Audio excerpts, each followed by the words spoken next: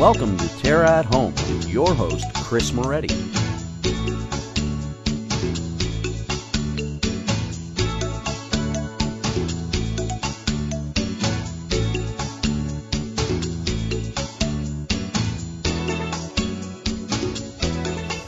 Good morning and welcome to TERRA at Home.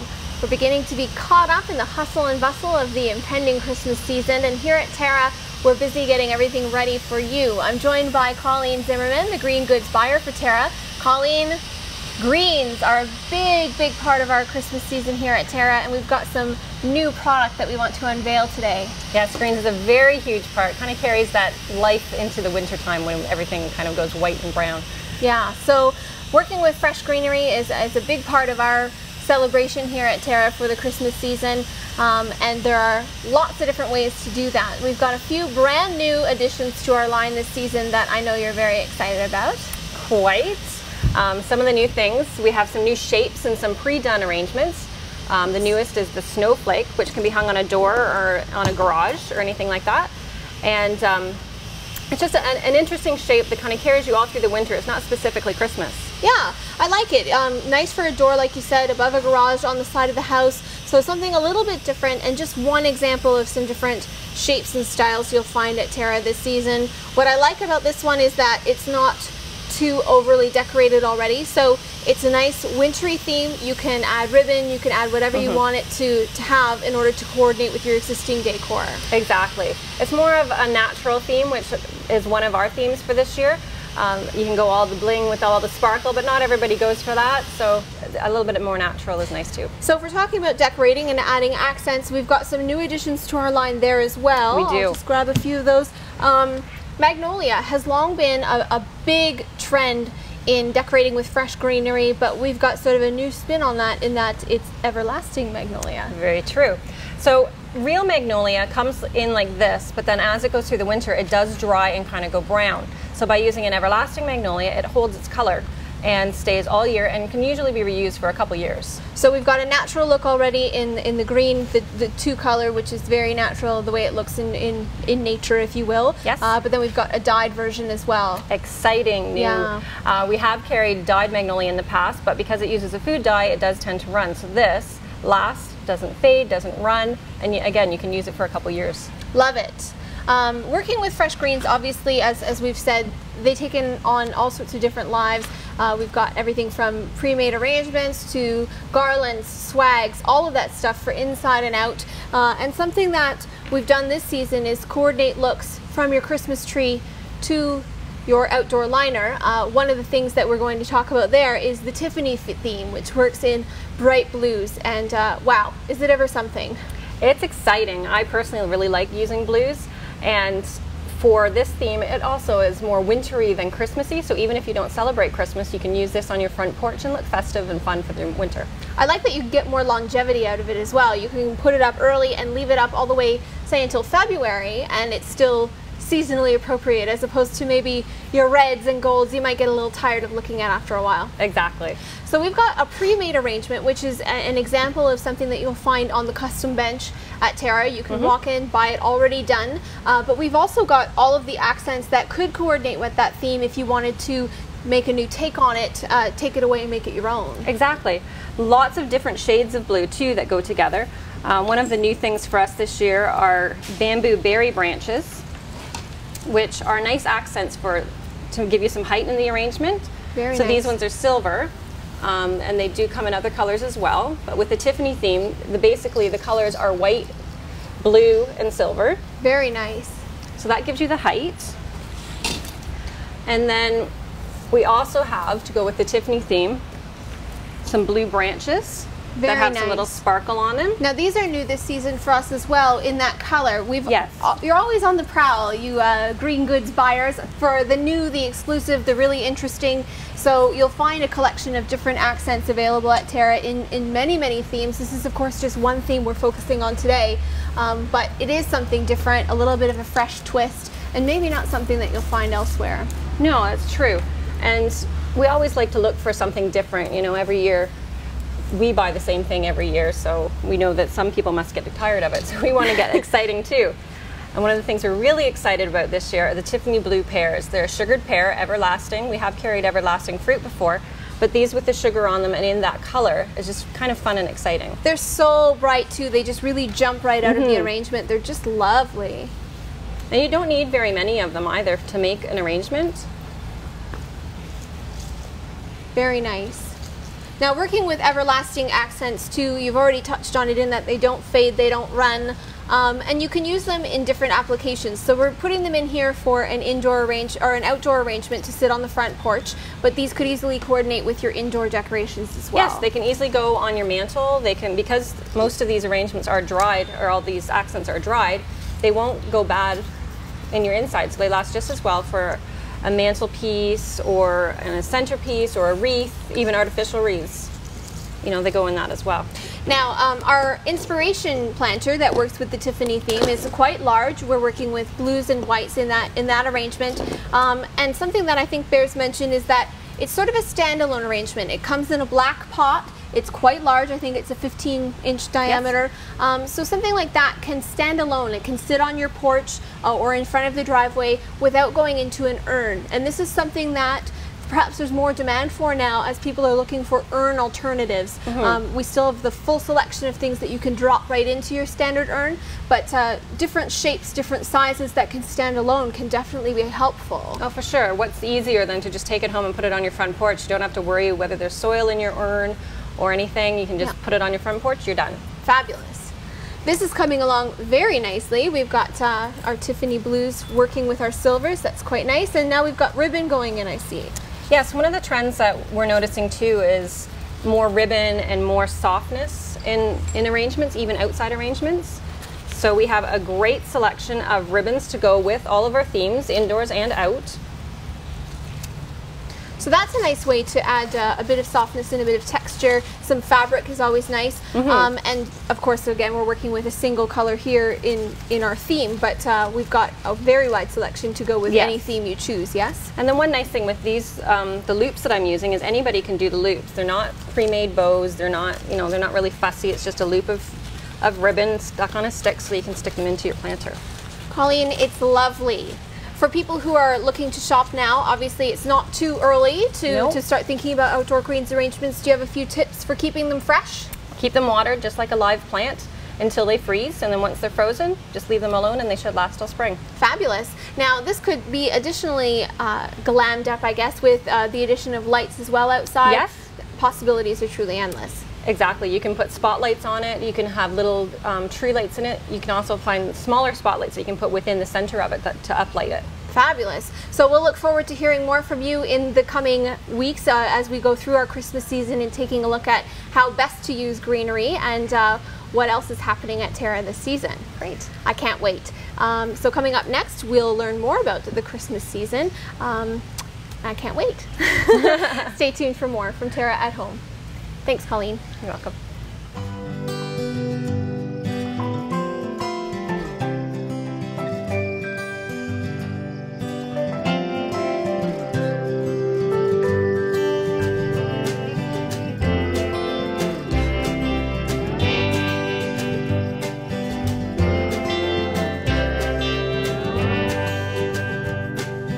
Come and explore the new TERRA, where color lives. AM 900 CHML is giving you more news when you want it most. Non-stop news weekday mornings 5 till 9, weekday afternoons 3 to 6, with weather and traffic on the 9s. Hear about it first from AM 900 CHML, Hamilton's news talk leader.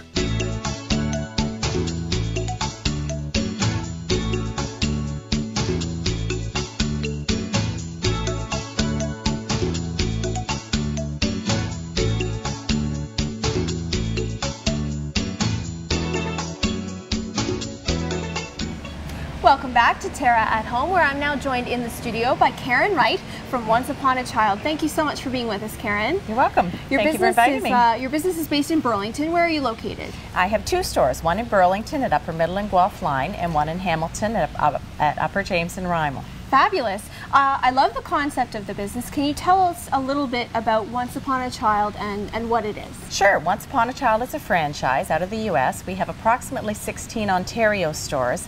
230 US stores. We buy and sell gently used kids stuff.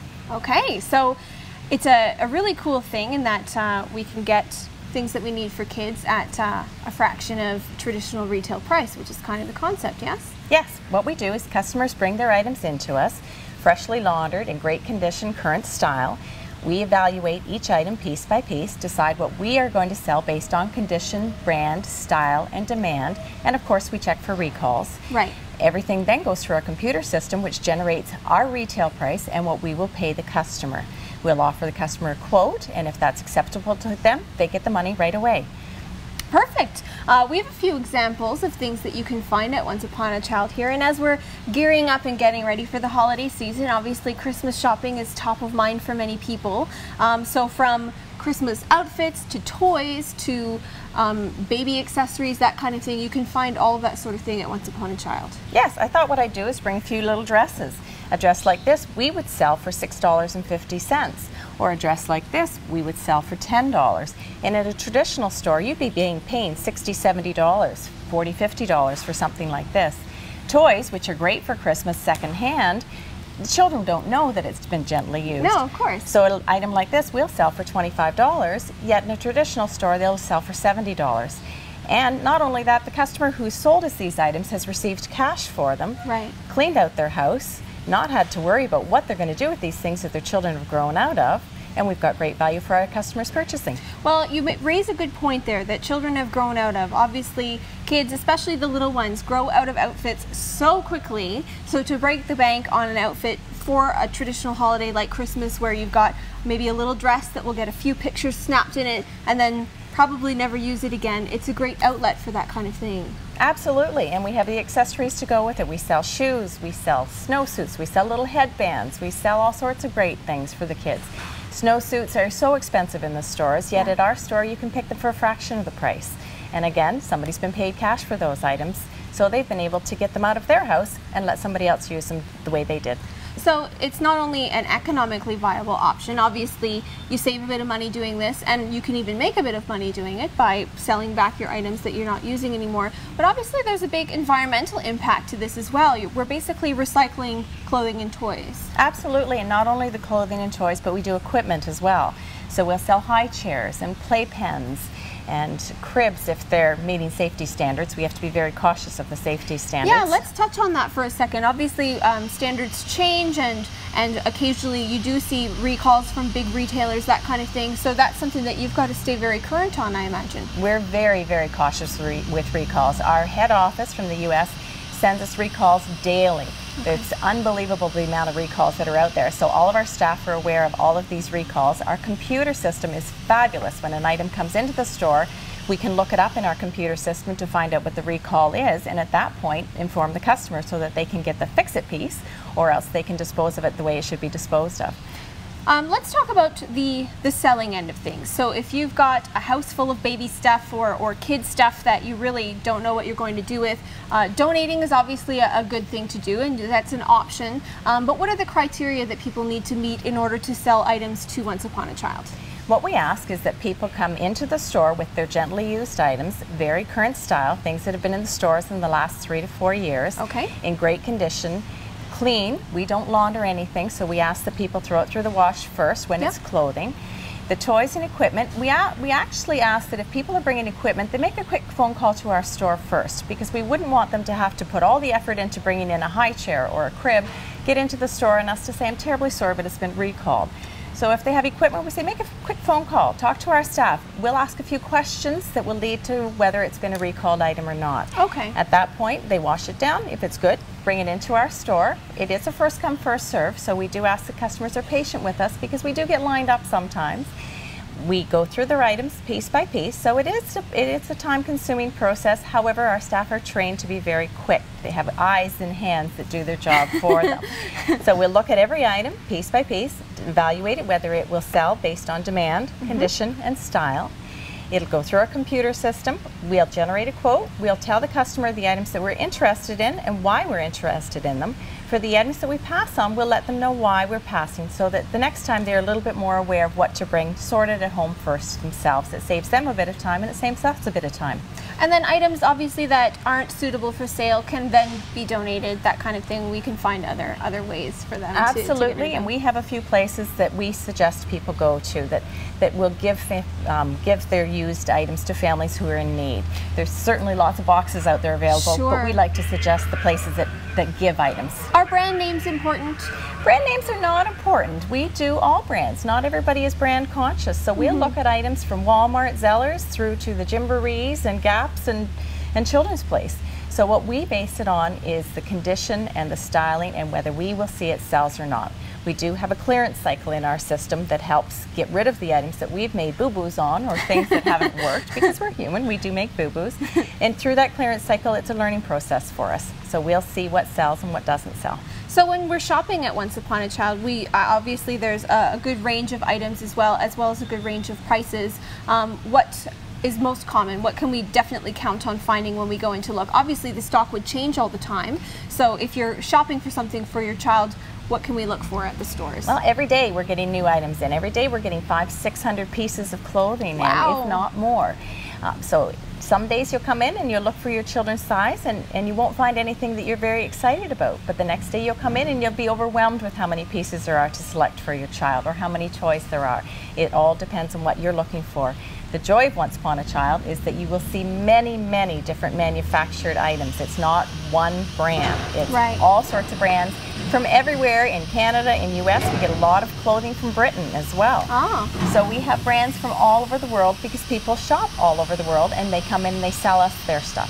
Now quickly before we go, I understand that Once Upon a Child has sort of another outlet now for the next age group with a new store. Yes, we used to come to the point that size 16, which is the top size we sell. After that, you'd have to go to traditional stores. We now have a store called Plato's Closet, which is next to our Once Upon a Child in Burlington, and in that store we deal with the teens and 20-somethings. Oh, great. All casual clothing, all the same concept as Once Upon a Child. We pay cash for the items we accept. Jeans, hoodies, tees, tanks, shoes, purses, a lot of fun. Great. So now, not just for the little kids, we can get them for the teens too. Right into the teens and the young moms. Fabulous. Karen, thank you so much for joining us today. Is there a website people can visit to learn more about Once Upon a Child? Certainly. We have a corporate website that's www.onceuponachild.com, and we have a onceuponachildburlington.com and a onceuponachildhamilton.com. Fabulous. Thank you so much, Karen. Thank you. Coming up after the break, some fun in the kitchen with Chef Rachel.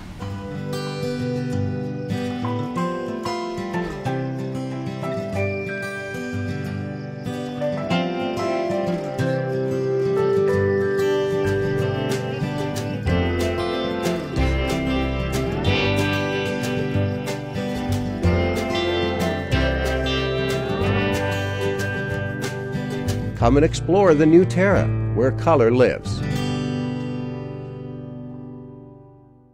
AM 900 CHML is giving you more news when you want it most. Non-stop news weekday mornings 5 till 9, weekday afternoons 3 to 6, with weather and traffic on the 9s. Hear about it first from AM 900 CHML, Hamilton's news talk leader.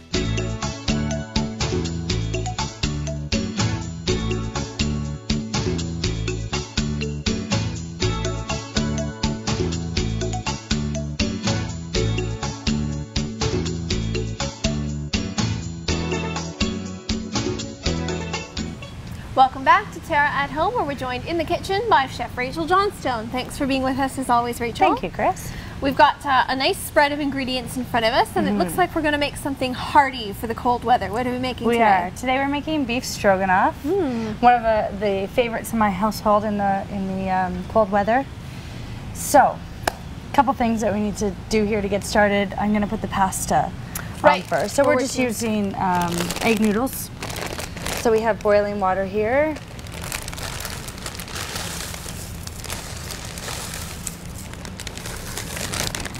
When you're having beef stroganoff, you have to have egg noodles. I Must think. have. Okay. There we go. So that's going to take about 10 to 12 minutes to cook anyway. So you want to get that started because this really doesn't take a long time. I have my pan heating here. I'm going to add a little bit of butter.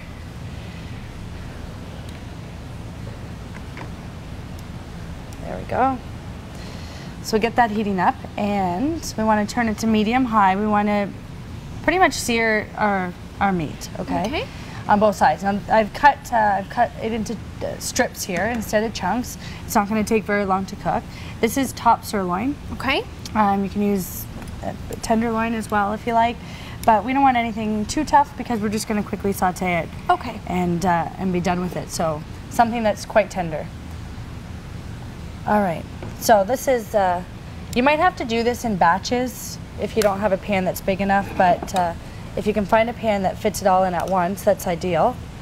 How many people are we serving with this recipe, Rachel? This should serve about 4 people. Okay.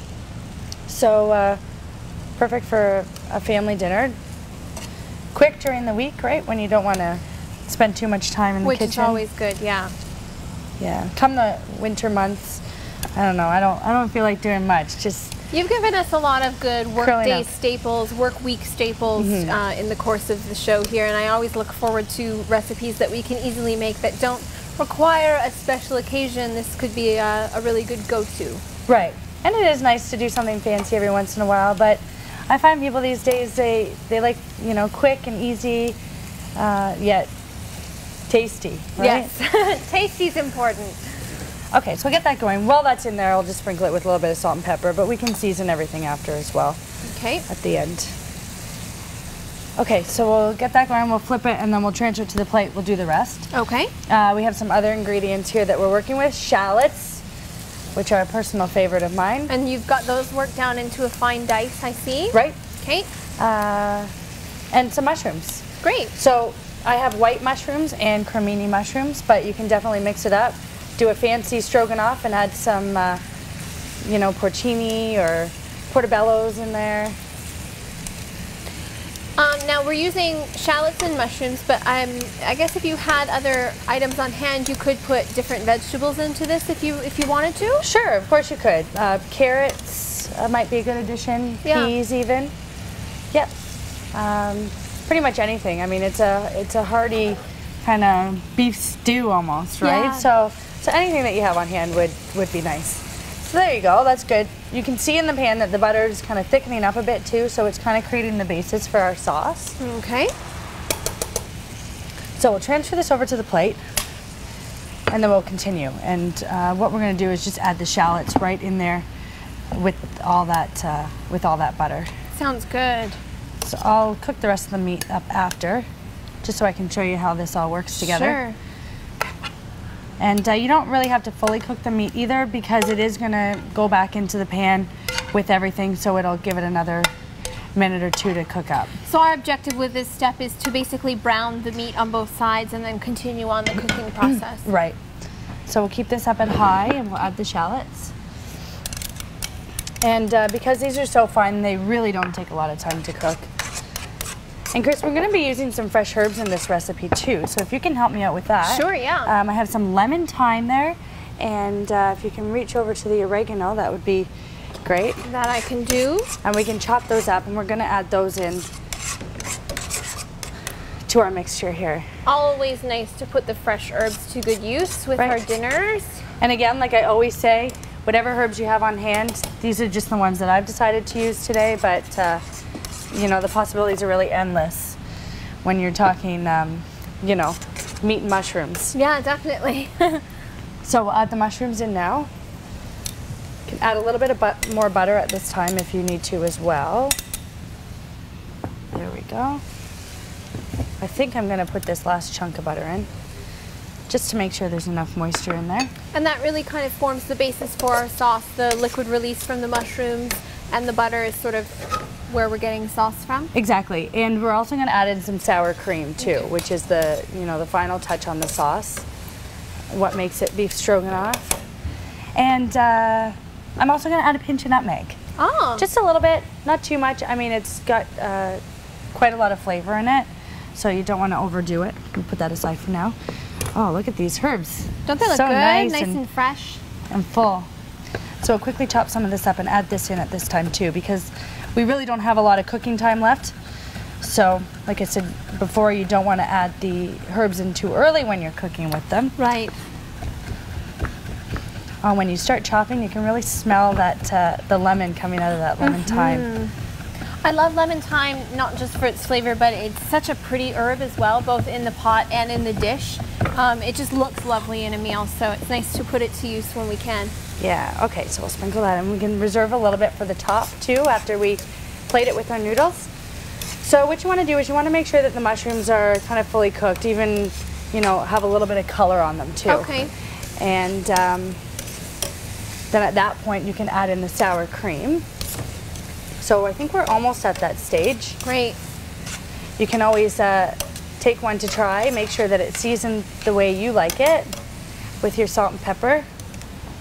So how do we finish off this cooking process then, Rachel? We're going to add the sour cream back into the pot, or to the pan, and then the beef back in as well? And then add the beef back in, yeah. And then what we're just going to do is mix it all together, make sure it's nice and coated, cook it for another minute or so, and then it's ready to serve. Okay, great. So we'll finish putting this together. You'll head over to a break, and when we come back, we'll put the whole thing together onto a finished plate. Stay with us.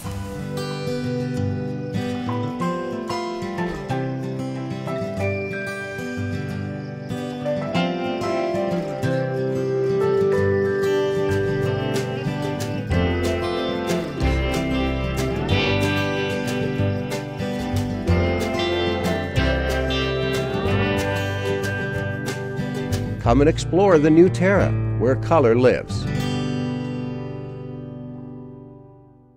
AM 900 CHML is giving you more news when you want it most. Non-stop news weekday mornings 5 till 9, weekday afternoons 3 to 6, with weather and traffic on the 9s. Hear about it first from AM 900 CHML, Hamilton's news talk leader.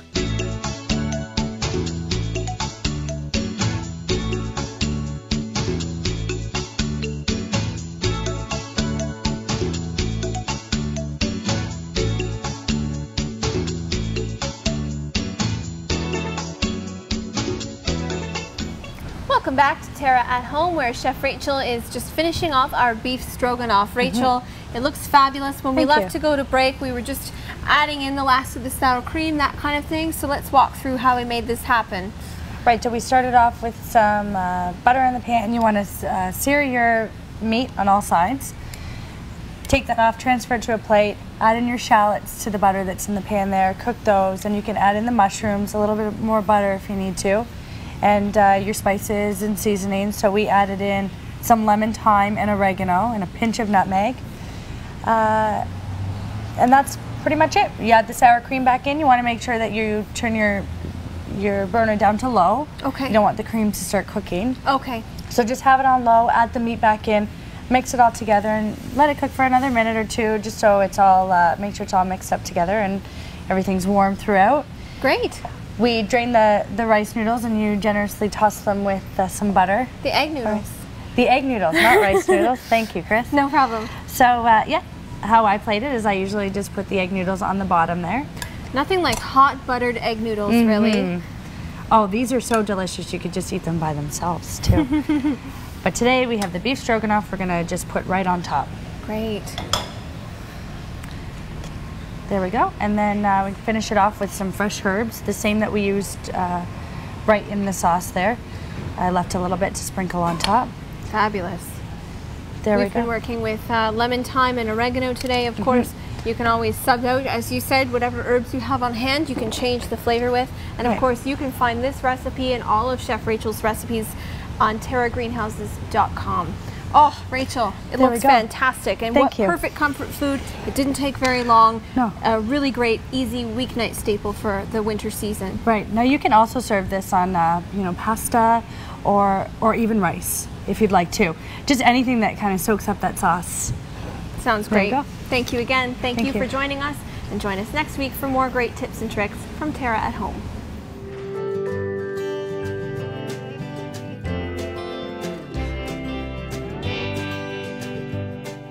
Come join our colorful team at TERRA, where color lives.